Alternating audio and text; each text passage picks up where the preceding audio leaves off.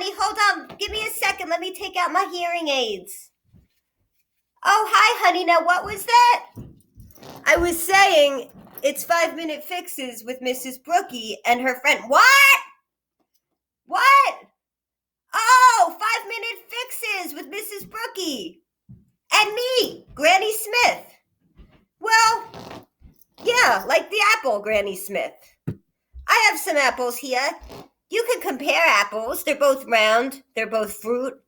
But some people say when you can't compare something, it's like comparing apples and oranges. I think you can compare. They're both round. They're both fruit. You can eat them both. They're both delicious. You can make juice out of both. All right, that's enough, Granny. Let's move on. All right, fine, honey. 5-minute fixes with Mrs. Brucki. What are we doing today? Well, today we're going to revise by adding transition words and phrases to help compare or contrast their ideas. Why? Well, because the kids are already using transitions. They're using them really well to show timing and to add ideas and information. Well, I have ideas. No, but they're doing it in their writing, Grandma. Oh, okay. Well, so anyway, they're using transitions, but not in ways where they're comparing and contrasting. So if you use these special kinds of words, it will make the moments where you compare and contrast stand out to your readers. Stand out to your readers? Yes, Grandma, stand out to your readers.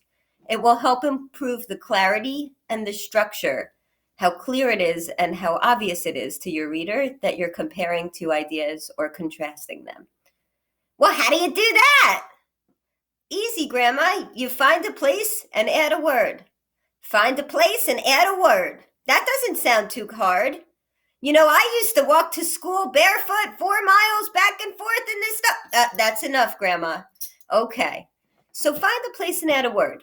You may have already used a transition word in this place that you're looking for, but it might be better to replace it with a specific comparing and contrasting word. Or you might be putting a transition word in a place where you did not have one before. So let's take a look. First, we're going to play a little game. A game? I love games. No, Grandma, they're going to play a game. All right. Fine. So the name of the game is Compare or Contrast. We're going to show you two sentences, and you're going to decide if those ideas are the same, like the apples, or different, like apples and oranges. So let's see the first one. Most people think it's fun to be an adult. I would not want to pay taxes like they do. Are we comparing or contrasting? Well, one is about an adult and it being good. One is a bad part about being an adult. I'm thinking we're talking apples and oranges, but what do you think? Let's take a look at the next one. Donuts are not a healthy food. Cupcakes are not nutritious. So both of them are not healthy. Are we comparing or contrasting? What do you think? And the third one, the cacophony at the bowling alley was deafening. Oh, no, I stopped going to the bowling alley years ago. All right, Grandma, we know.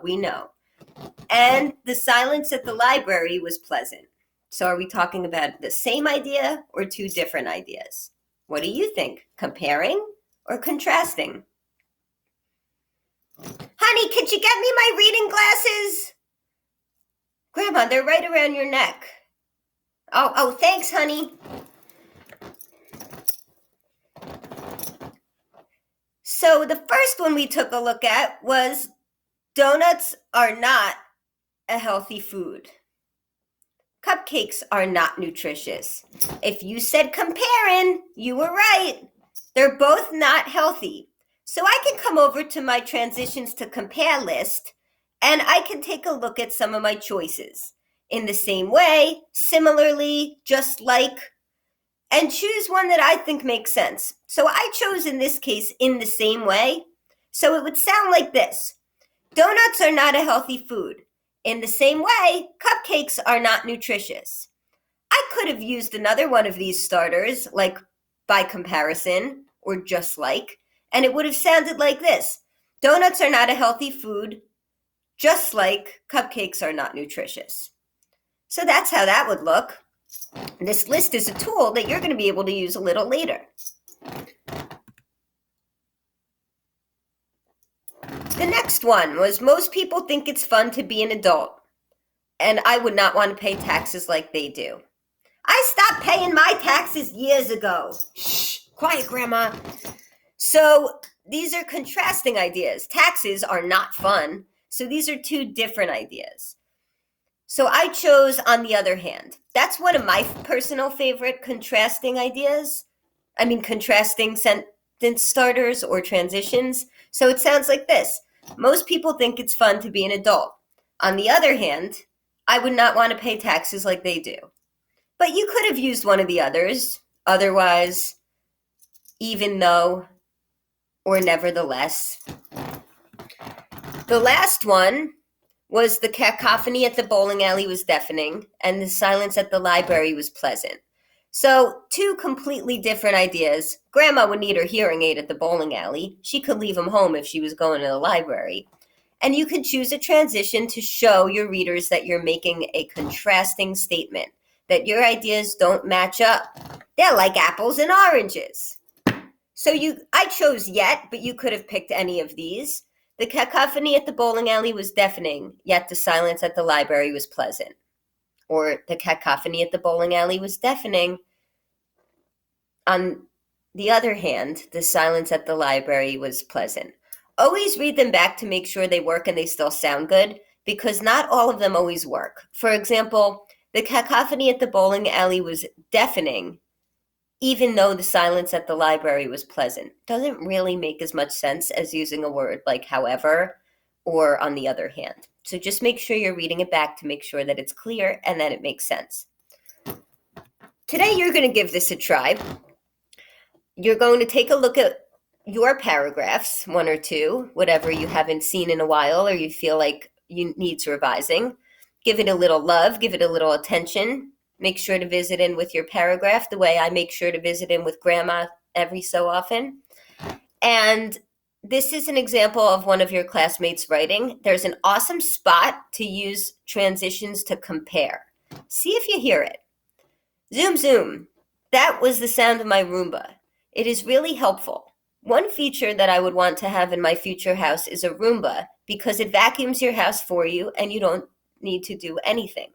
Also, I would want to have a big shower because you can have way more space to move around and even dance. Lastly, I would want to have a big bed because I couldn't fall out of it and it would be nice and cozy. My future house would be great for working and relaxing. Two of these details share an idea. Can you figure it out? Oh, this kid wants a lot of space. She wants a big shower, a big bed, a big everything. She probably wants a mansion too. All right, Grandma, you're right. She did make that point. So she could substitute the word lastly with a word like just like, or in the same way, or similarly. Don't forget to use your commas if you put a transition word or phrase in your writing, though.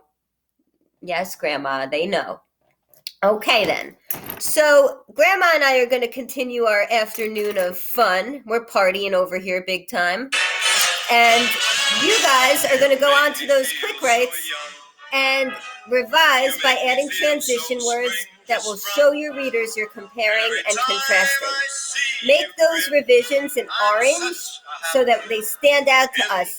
Even Grandma over here can see them. And we will see you later. Can't wait to read your writing.